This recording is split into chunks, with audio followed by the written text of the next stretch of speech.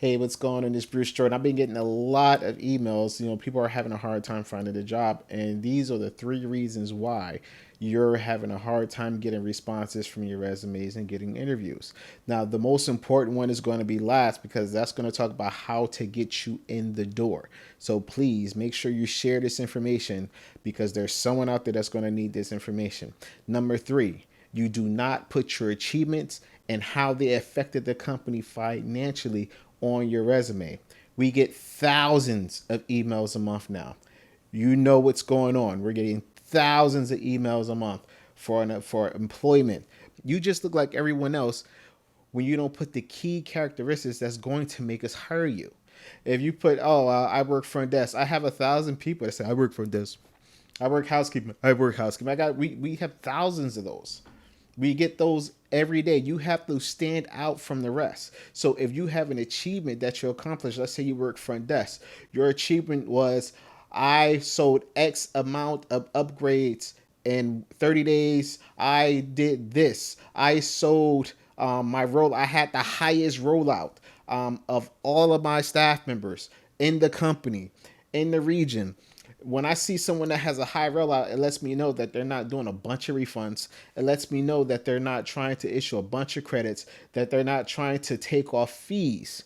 Okay. And they're actually doing upsells and upgrades. So I can see how you're going to benefit our company. You're going to benefit our business. You're going to benefit our location from a financial perspective. The key to getting a job is not to have a job. People are not looking to hire someone for a job. They're looking to hire them because what they do is going to benefit to what they're trying to achieve and what they're trying to accomplish.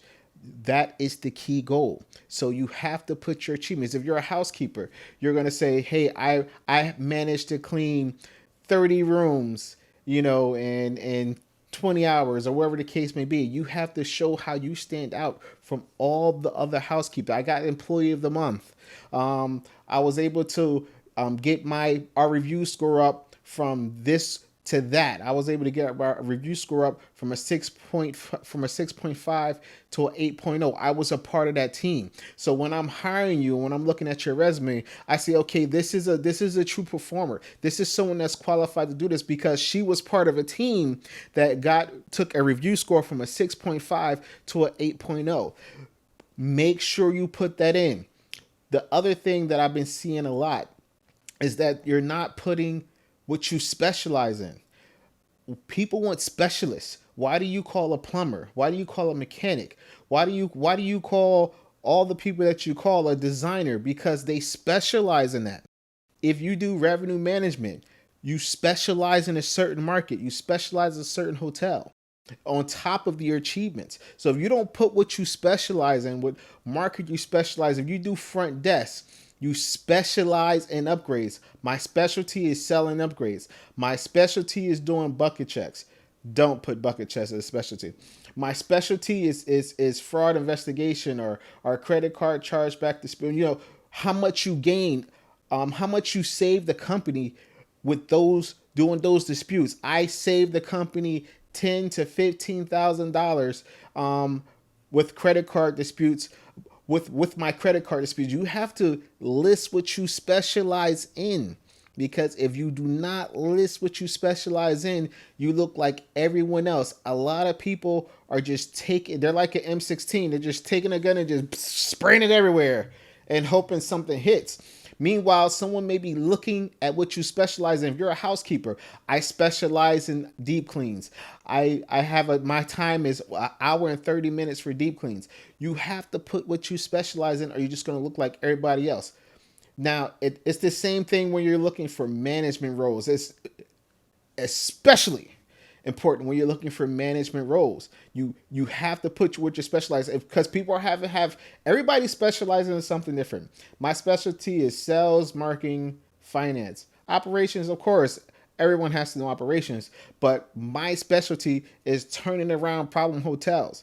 That's my specialty.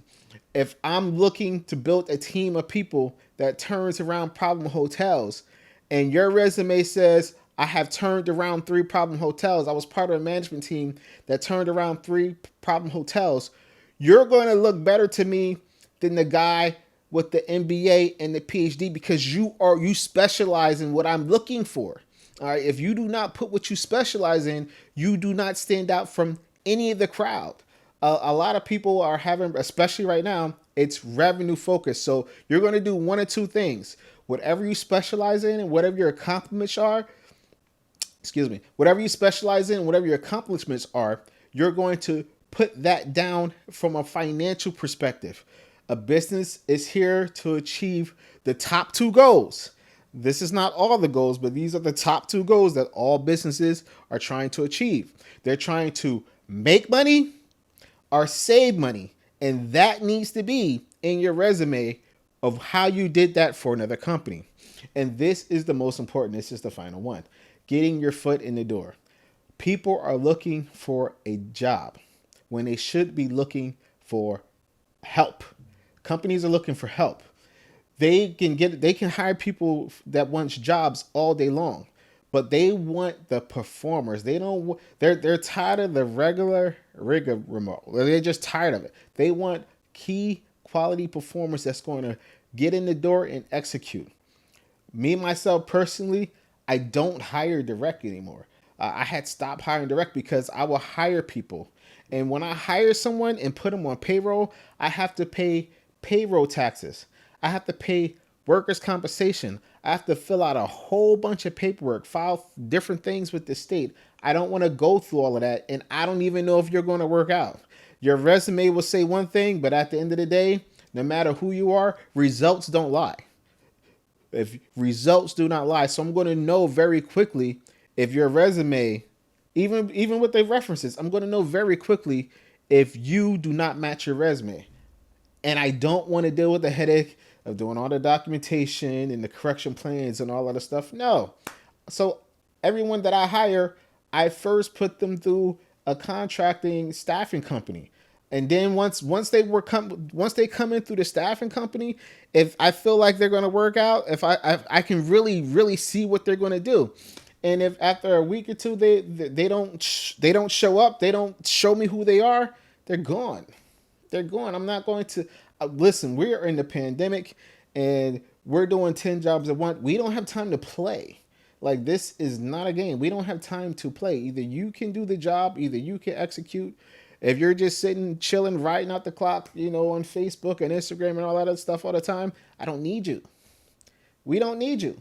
So we're going to get rid of you even faster now, because now we can really, before when we had a lot of employees to watch, we really couldn't see how well you were performing. But now that our staff has reduced so much, now we can really see who people are. And not only that, we can take action because there's so many applicants out there that's willing to do what you do and maybe even better depending on who you are. So we're looking for the best. We're not looking for someone that, just want to chill and relax and ride out a clock. It's not going to happen. It's not going to happen. So the way you get your foot in the door is, most people are having this problem, COVID-19. Now, when someone is test positive for COVID-19, they can't come to work. And then everyone who else is around them also can't come to work until they get tested and everyone's fine and so on and so forth. This is your opportunity to go in there and say, listen, I know you guys aren't hiring permanently, but I'm here for COVID-19 relief, staffing relief. So you have any problems with any of your employees getting diagnosed and testing positive for COVID-19, you can call me for emergency services, so on and so forth. I used to have this staffing company and of housekeepers, and they were just a group of friends, and all they did was go around to different hotels and they did deep cleans. They'll like, listen, this is our price. All we do is deep cleans. I'll bring them on in, let them do their deep cleans. And if I like someone, I would hire them. But you have to make yourself available. Get yourself in the door, because let's say they say, you know what? such and such is going to be out for a week or 2 weeks. We're going to go ahead and bring you in temporarily. We're not going to put you on a payroll. You're going to be 1099, so on and so forth, whatever the case may be. There's an additional process that goes into this, which I'll talk about later in this video. So let's say I bring you in. Who you think I'm going to hire? I know you. You came in when nobody else had come in. Everyone else is coming to look for a job. You're coming to work. Okay. You saved me because I'm in a bind. I have, 50 rooms to clean. I'm down 4 or 5 housekeepers, and you're making yourself available to me. And not only that, you're proving you can do the job. I already have the relationship with you. Am I going to hire you, a blank sheet of paper on my desk with someone's resume who doesn't have any goals, doesn't have any achievements, doesn't specialize in anything? It's a no-brainer. I'm going to hire the person that I have the relationship with because I know you can do the job. I don't know if the person's resume is going to match up to their performance, but I know you can do the job. So I am going to hire you. And that is the most important thing, is getting your foot in the door and making yourself available. Don't go looking for employment. Don't go looking for a job. Go look for work. Go look for work. Now, I think I had seen a Facebook group for staffing like that. It was like emergency staffing for COVID-19 employees or whatever the case may be. And if they don't have one in your area, make one. Get your friends together.